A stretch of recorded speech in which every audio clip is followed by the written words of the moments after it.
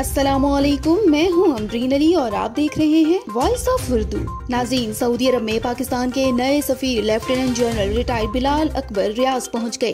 King Khalid international airport पर साबिक सफीर राजा अली एजाज ने इस्तकबाल किया। हमारे नुमाइंदा अरूज असगर वहां मौजूद हैं, हम उनसे मजीद तफसीलात जानते हैं। जी अरूज, बताइएगा।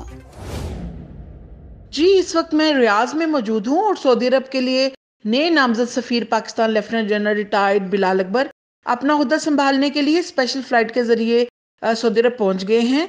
और रियाज के किंग खालिद इंटरनेशनल एयरपोर्ट पर साबिक सफीर राजा अली एजाज और उनके अमला ने इनका इस्तकबाल किया। और जबकि यही जो मज़कूरा फ्लाइट है वो साबिक सफीर राजा अली एजाज को जो कि 2 साल तक अपनी खिदमत सर अंजाम देते रहे वतन वापस लेकर जाएगी। ये बात भी वाज़ेह रहे कि सुफरा के तकर्रुर का बुनियादी मकसद दोनों ममालिक के माबैन बाहमी मजबूत ताल्लुकात, माशी, फौजी और सरमायाकारी को आला सतह पर फरोग देना है। इसके अलावा जनरल बिलाल अकबर अपना तकर्रुरनामा शाह सलमान बिन अब्दुल अजीज को पेश करेंगे। सफीर पाकिस्तान अपने ओहदे की जिम्मेदारियां निभाने के लिए इंतहाई पुरज़म दिखाई देते हैं, और जबकि दोनों ममालिक के जो हालिया तैनाती सफीर हैं दोनों का पस मंजर फौज से है। जी।